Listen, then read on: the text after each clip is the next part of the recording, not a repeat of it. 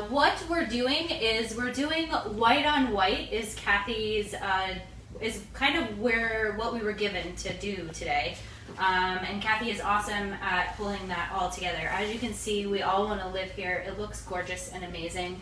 My part is going to be just some really helpful tips to paint with white. Because when you're painting with white, it's maybe a little bit different than when you're painting with the darker colors. So I have some really great tips to kind of help you through that process. So the whites that we did today, and we used all of them. The ones that are in the farmhouse collection, we have farmhouse white, this guy here. So in farmhouse white are the frames on the walls, and this little accent table over here is farmhouse white. And is your little round table in farmhouse white? No, but the coffee table is. The coffee table is farmhouse white. And we have some things to talk about with the coffee table. One of the other whites is ironstone. We love ironstone. So ironstone is the table, and the chest over here. This little accent table, this little round one is super sweet, and that is what we painted in ironstone. And then grain sack is on this gorgeous china cabinet. That's all we painted in grain sack. And the right? tray. And the tray on the table. So that really shows you a good comparison with the grain sack against the ironstone. And then, not actually in the farmhouse collection, but still one of the whites from Miss Mustard Seed is linen. We didn't make that a big part of our show, but linen is actually on this really great architectural piece up on top of the china cabinet. So we used all the whites. And like I said, Kathy's going to walk you through white on white decor and styling, and I'm going to kind of give you some tips. Typically people, when they find a piece of furniture and they want to paint it and they don't know what to paint it, everybody kind of goes to white because that's easy, it goes with everything. But when you're painting with white, it's a little different. White isn't as pigmented as all of your other colors. So when you're painting with white, there's a couple tips and tricks that you might want to do that'll save you on time. It's going to save you on paint. And one of those is to paint with some kind of neutral base underneath before you even start painting the white that you chose. So I gave you an example here. These are just leaves from a table that we weren't using. So the undercoat that I used was Shutter Gray, and I painted one coat of Shutter Gray, and then on the top I painted, what did I paint? Grain sack. So here is where I just did 2 coats of grain sack, and I didn't put anything underneath. So you can kind of see, you can still see the wood coming through underneath there, and it doesn't have the best coverage as far, but you know, like I said, if you paint underneath here, so on this guy, I did the grain sack underneath, and then I did a coat of the grain sack on top of here. And you mean the Shutter Gray underneath? Shutter Gray on the bottom and grain sack on the top. Okay. So it's just giving you that neutral base. It's kind of covering up that brown and making it so you don't have to use as much paint on here, and then you don't have to spend as much time. So on this one, you're thinking, I probably need 2 more coats of grain sack on there. And this one, I really don't feel like I need any more coats. I feel like I'm good. So you're talking 2 coats versus probably 4 if you didn't put that neutral base underneath. So that is one idea or one trick that you can use to use less of your paint. The other one is when you're mixing, and we've done this a million times when we're on camera and showing you how to do things, is when you're mixing 1 part to 1 part. So 1 part powder to 1 part water. When you want to get a little bit more coverage, and it's one of these whites, you can mix a little bit more powder in there so you're getting a little bit more coverage. Did you use bonding agent in there? I did. We actually used bonding agent on everything this time. We didn't do anything that was chippy. So both of these that I mixed, so the undercoat of that Shutter Gray and my top coats of the grain sack, everything had a bonding agent in it. And I still used the same ratio of the bonding agent even when I added a little bit more powder. Just FYI. Some good ones to put underneath of your projects. Marzipan, depends, you know, whatever you have on hand, but marzipan is a great one to put underneath. Kind of has that almondy like undercoat. Shutter Gray is what I used. And then Trophy, which is a medium tone gray. All of them are really great to kind of cover up those dark woods.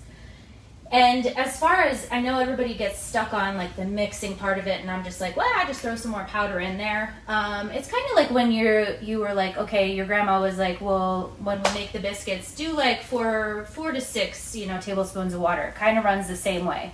Well, is it 4? Is it 5? Is it 6? So you're just kind of like judging. Normally it's very watery. This is going to be just a slightly thicker so that you get that coverage that you're looking for. So that's what I did on here to make the coverage a little bit better. The other thing you want to do is use a really good brush. I don't know that we've ever really talked about this on camera on our lives, but if you buy a really good brush, you are getting better coverage. You're getting less brush strokes, but that's another thing that we do here, especially. We carry brushes here. And do you pay a little bit more? Yeah, but it definitely lasts you longer, and in doing projects, especially in white, it definitely goes a lot better. So those are 2 tips. I have a cheat sheet. So I am, the other thing, okay, so when you're painting whites, one of the big things, and Lori and I will like look at something and we're like, nah, I don't want to paint that white because something is going to come through. Like you can tell a lot of times things that are going to bleed through your white paint. So if you have a piece and you love it and you want to paint it, but it has those red undertones, it has that mahogany look to it, or it's got that knotty pine, you're going to want to do some type of prep work.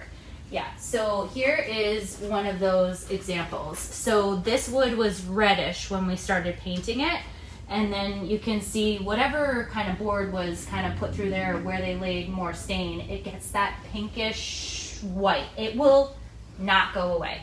No matter how many coats you put on there, it doesn't matter. So you want to do something to stop that up front. And the way to do that is to put some type of oil, water-based primer on top of there. Another thing that we use shellac. So that comes in a spray can. It's super easy. We'll spray the piece with that. And that traps all of that stuff in there so that when you go ahead and paint with your white, it doesn't drag up those red tints. And when I say like it drags them up, it like pulls them right up out of there and it goes through your entire piece. And all of a sudden the piece you wanted to paint white is now pink, and it's a disaster. I feel like we all have pieces that has happened and we hate them, and we still remember to this day that piece that we had to shellac 25 times until, you know, we got the coverage. Lori and I, or Kathy, when we see pieces like that, our go-to is paint it black, because then it will not do that. So those that's a really good tip when you're painting, to go over white, any of those kind of not so great surfaces. What else do I have here? That's pretty much it on my end, and whites, to make it super easy. The other thing is when you're mixing whites have a lot of pigments that run through them. So you'll see red, you'll see yellow, you'll see black go through there. So always be mixing your paint. So every few brush strokes, I'm going back into my paint and mixing either with my brush or one of the little whisks that we have here in the store. So that's something that you always want to be doing. Now this table is painted in farmhouse white, and it's the same thing. Miss Lori put 2 coats of farmhouse white on there, and and it'll probably need 2 more. So if we would have done that gray base on there, we would have been done by now as far as coats. So that's if you would do anything as far as painting whites, doing that neutral base is a great idea. Do we have anything? Is anybody joining us today? Yeah, there's a bunch of people Yeah. watching. If you guys have any questions, you are more than welcome to ask them and shout them out. I know one of the things Chris and I had talked about, there's a giveaway going on next week. Maybe Chris can post on the news feed there what the giveaway is and when that is, because I forgot to read the message again before I got on here, so I don't really remember. But I know there is a giveaway that is happening, so if Chris wants to mention that, that would be super awesome. The other thing for us here at Vintage 61 Storehouse, I know last time we had talked about dried lavender and we hadn't had it in yet, but we do have it in stock now, and I know we had 2 or 3 customers that were asking about it. So it is in stock here in the store. It's one of my favorite colors, so definitely stop by and pick that up. The paint comes in these bags, and it comes in a size larger as well. So when you're going to your local retailer, this is what you're dealing with, these little pouches. These are going to go off camera because Kathy doesn't want to decorate with them, which is weird, I don't know. That's my bit. I'm gonna turn it over to Kathy to do some of her really awesome white on white designing. I was gonna stand on camera, but I feel like I've done that a million times before. So I am going to turn it over to Miss Kathy and get these things out of your way. Well, one of the first questions is, what's in your pick frames? Why don't we start there, okay? Hello again. White on white on white. If you recall, a few videos ago, we did a lot of greens in a space. And I said, don't be afraid to mix monochromatic design, where you get the hue and the range of one color working in a space. And I used the example of white on white. So many times somebody comes into the shop and says, this is my white. I need to match my white. But typically it's a photo. Well, it's so subjective to light and brightness and room that a single room will look different in different whites will look differently depending on light source, dark shadow, corner. So you can't even trust that photo they're saying. And I've tried to tell people, don't be afraid to mix your whites. Here we go. This is our example. So we'll start with the frames. These are your typical antique frames that you see in a lot of thrift and vintage shops. They're painted in the farmhouse white, and we took old pieces of doilies, and this would be like a piano skirt, and some curtain shears, and some lace, and we stretched them into them as you would just with some a staple gun, and put them behind here, and they make for a great statement, especially in this boho age where there's a lot of macrame going on. This marries to that concept.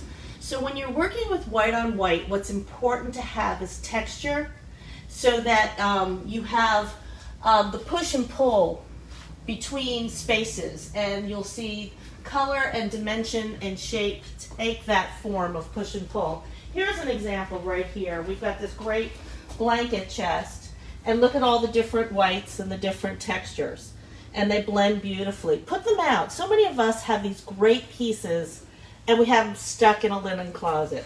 Bring them out. This piece here is probably classic to many families. It was a tradition. It's a Martha Washington wedding coverlet, or what do you call it? Bedspread. All right, a lot of you have these. Fold it up, put it out on display.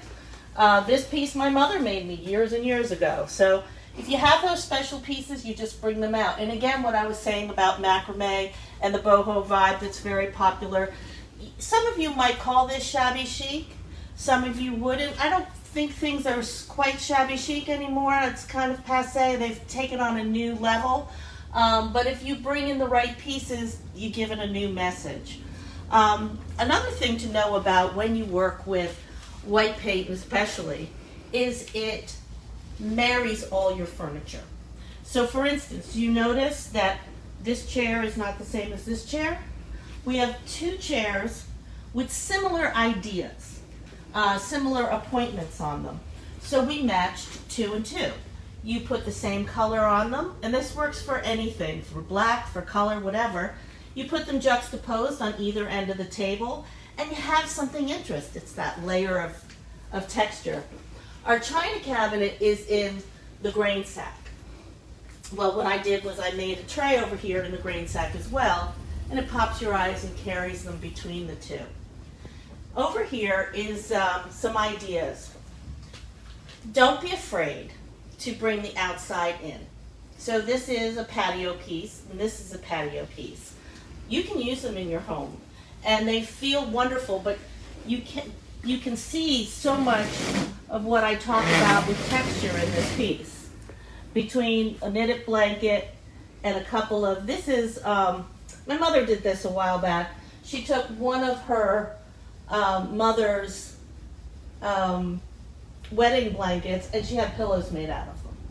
So you see those here, and then these are modern pillows that we sell right here in the shop. Look how beautifully they marry. I love your pan. One of the great things about the time we live in for decor is there's no rules. We can bring the outdoors in. We can take flea market finds and find pieces of furniture, and we can blend them. One of the things we're coming across in the vintage business is that people are trying to struggle with, what do I do with my china? What do I do with my crystal? My kids don't want it. The millennials are thinking in a far more minimalist, I want to be on the go, I want to do. That's a short-lived concept, and people are dumping their china and dumping their silver at a fraction of their value. And we pick up pieces all the time for next to nothing. Don't get rid of them.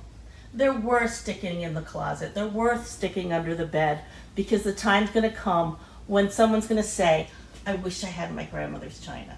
I wish I had my great-grandmother's china. I'm already gifting those to my kids, and they're appreciating it. But you have to dole it out little by little, because I can't take it all at once. So that's my 2 cents on that. Yes? Yes, a question in the back. So let's say we had that huge hutch, and because it is kind of large, and it was, great grandma's, and we don't want to get rid of it, and we refreshed it. So instead of just in a dining room, we could use that where? Like, we're talking about taking pieces and reusing them somewhere else. And I feel like too often, like you said, people do get rid of them, and then they're sad.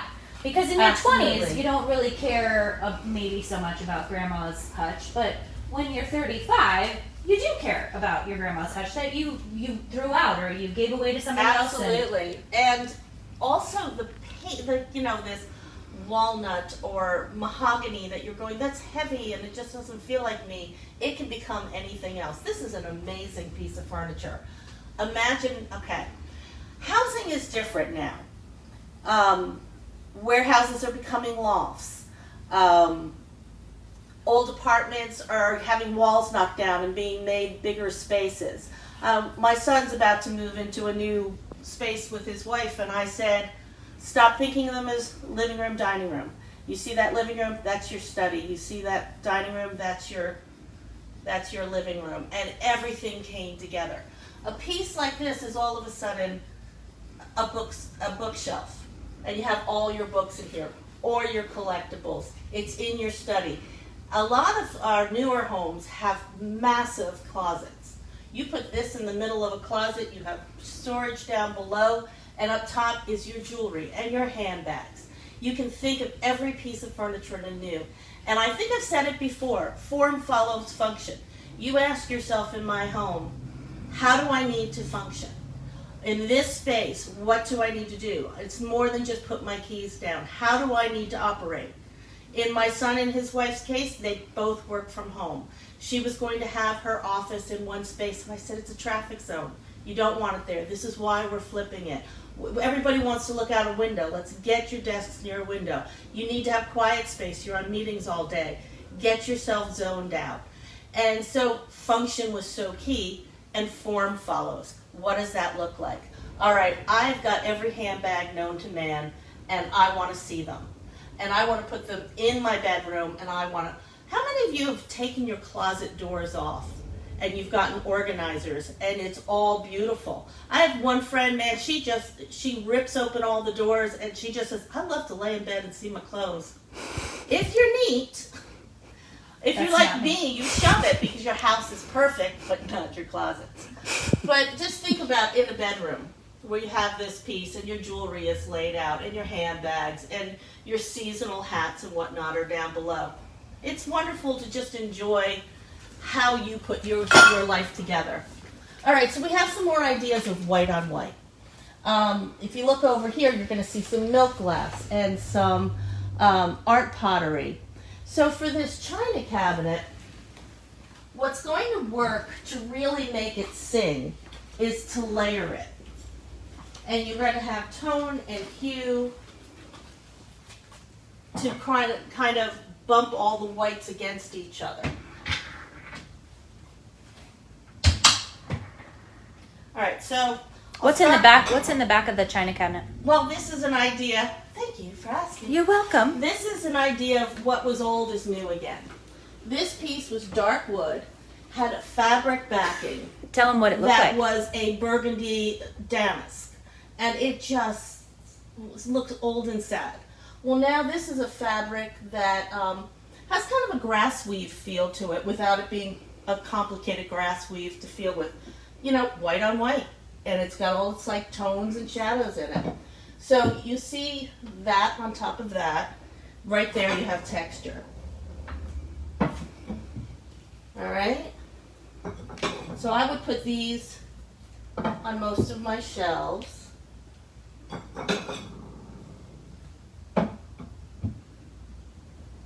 And then in front of it, I would choose something different. You know, get your collections talking to each other. It doesn't, okay, I'm not going up there. I didn't have a step stool. What do you want? I want some milk glass. Well, that's good because we got some. Yeah, give me some low ones. I love this piece. Hope I don't drop it. Don't do that. You break it, you bought it. I bought it. Okay, so you begin to see how something that's not typically put together is working together.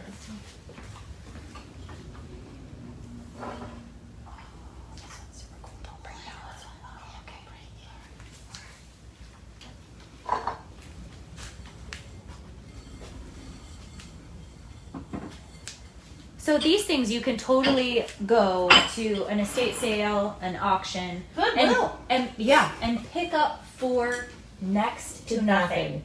And not to mention your grandma or Aunt Gloria probably has some that she's willing to give away as well. So when grandma That bowl. what That big bowl. this one? Yeah, It's a big one. it's a big one. It's just about balance. I'm just going to stop there because I'm not going to take up a lot of your time, but we can keep going. And between this one, like, it's a little lock on the bottom, so I have to obey the process. So you already see texture on texture on. Be mean about it. Okay, you tell me the secret later. All right. You can already see. Nope. And you can also display it with the doors open. We'll fix that later. All right, so I'm going to move this out of my way, and I want to talk to you more about that idea that the white on white on white, when you layer them, they become something exceptional. So, Laura, would you help me? No, Put this top middle. Do you have something? Can you reach? I mean I'm very short. So. If you've noticed, I didn't practice this one. We were down to the wire today. Okay. Put that over to the right. No, close to it. It's like they like each other. You want to? Well, tell me Yeah. what I'm doing. Go ahead. I'll call it C. I can't see. It's spun around, but it's all right. That one's the front. The what? Right there, how I handed it to you. That's the front. Sure. All right.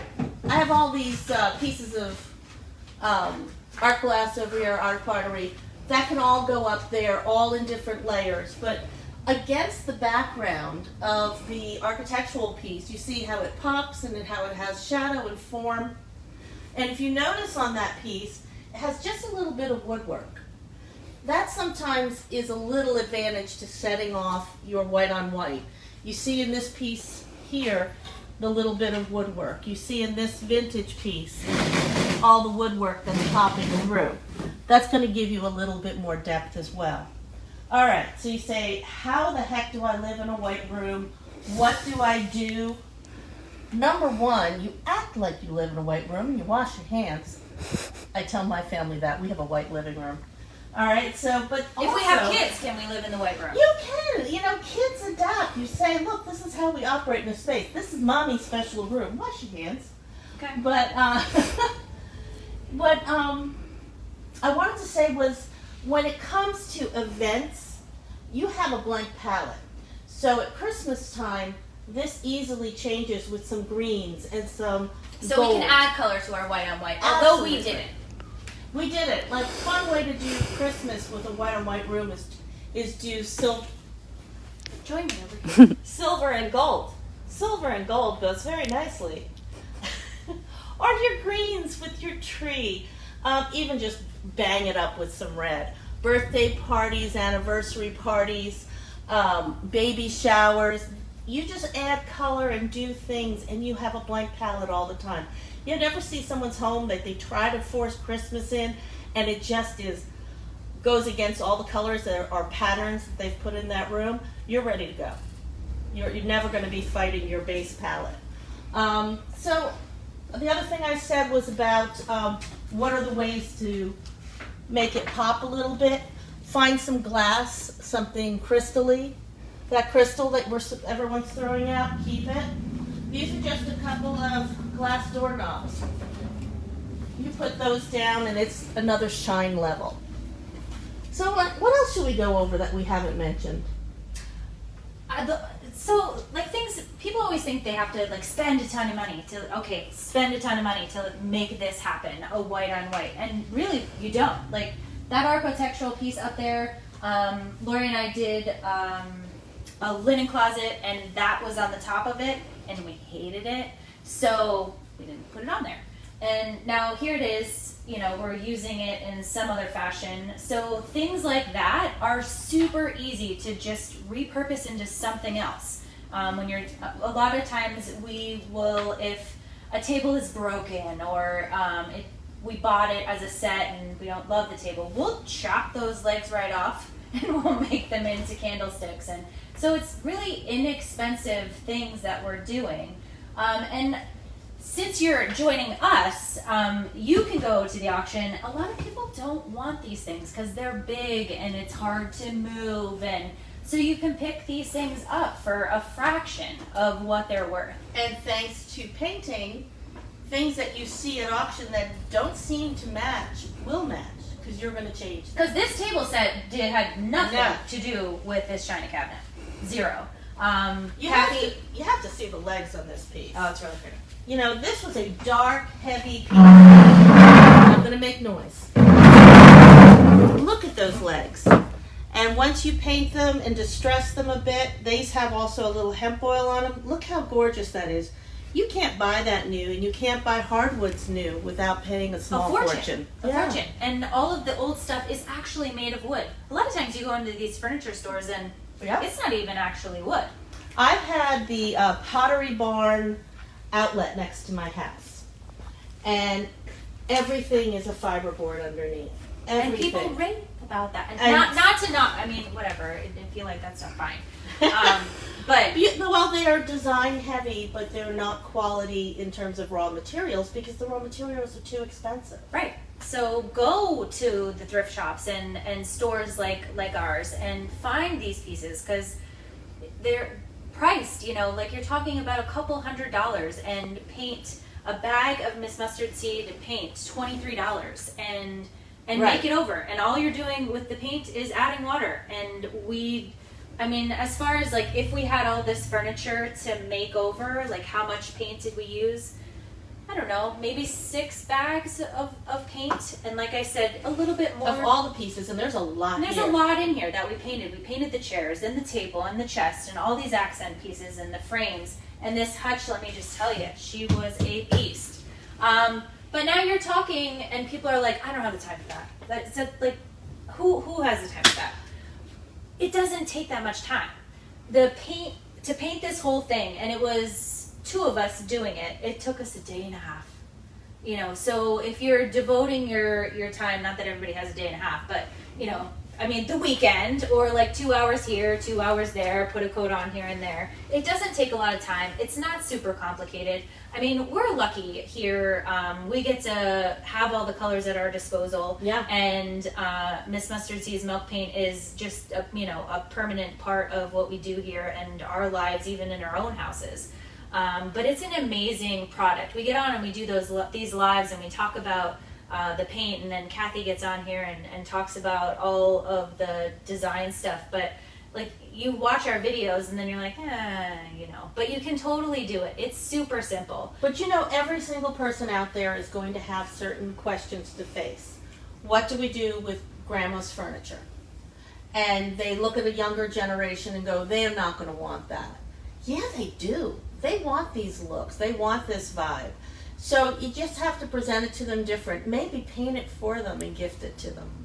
So when isn't that cool? Yeah. You know, you want to give some love, give them grandma's stuff reinvented and the permission to reinvent it. But like, okay, you said about Chelsea and Danny just getting married, but like giving a gift like that, like I feel like people always think like, I don't know, go out and buy something new. But you've been helping them like design their house, and those are, I would love, like, those are great gifts to give people. I go up to Boston in a couple months and I redo the whole apartment. Yeah, or you know, I know Taylor used to work with us here, and she went to her college dorm and she painted her bed and her dresser that went in her room, and you know, paid a fraction of what she would pay if she bought something new or went to IKEA or like something that doesn't last. But now she has these pieces that she can take into her first house. And my daughter's apartment in Brooklyn, she came here and she shopped our warehouse and I just painted them up for her, and she's got those beautiful bedroom. Yeah. So anyway, I feel like we got a little bit off topic. No, it is. It's white on white, and it's giving permission to paint the old stuff and create this space and not to be afraid. That's the most important thing. Don't fear. This stuff is really easy to work with. You're not going to go wrong when you When you came here, it wasn't something that you used or were familiar with. I was doing all vintage stuff and decorating, but I didn't put paint to anything. Now I do. So it's super easy. So in wrapping us all up here, if you have any questions, Chris will answer them. I don't know. Did Chris post on there? Is there a Yeah, giveaway? she's posting. Do we have did she post the giveaway? You don't remember, but anyway. No. So hopefully that the giveaway is on there. That is coming up because it has to do with our white on white. I think they're giving away paint, which would be awesome. We, in this segment, obviously did white on white, and the colors that we used are linen, farmhouse white, grain sack, and ironstone. Those are the 4 in the line. And they all obviously They all work talk to each other. really well together. Kathy's got all these really cool words, talking. It's all a conversation. Yeah. If you have any questions, feel free to ask on the video. We are Vintage 61 Storehouse. I'm Laura. This is Kathy. Laura's behind the camera. We can't seem to get her on this side. And she's the most talented of all of us. She is. She can paint and woodwork and work with metal. She's amazing, but she just stays behind that camera. I don't know. So our store is located in Orwigsburg, Pennsylvania. So you can stop by and see us, and we can totally. Kathy's always here, so she can walk you through any design I questions. sleep in the back. Yeah, Just like your school teacher did in grade here school. she is. And I can walk you through, or anybody that works here can walk you through using the paint. It's super easy, and we encourage everyone to use Miss Mustard. Is somebody knocking? Come in. Hello. Miss Mustard Seed's Milk Paint. We use it all the time, and we encourage other people to use it. If you can mix pancake batter, you can mix milk paint and do all of this to your furniture in your house. The great thing about milk paint is people always say sometimes when they use other forms of paint that they can see the brush strokes, and since milk paint is so thin, it looks like that factory finish. Like when you go into Pottery Barn very and you refined. see all of those whites on their furniture, this has that feel. It doesn't look like we took old furniture and we painted it. It actually, it has that factory finish kind of feel. We did distress a lot of our white today, and we didn't do any chippy, but that we just did with some sandpaper and went over everything in here. I think we just poured hemp oil on. I think we hemp oiled all of the stuff in here. So that was our finish of choice, and it usually is. So come visit us. We have about 20,000 square feet here. Maybe next time we'll do a tour of the store, but we definitely were on here talking your ear off. So we hope you had a good time, and we will hopefully join you next month. We'll see y'all later. Bye. Bye.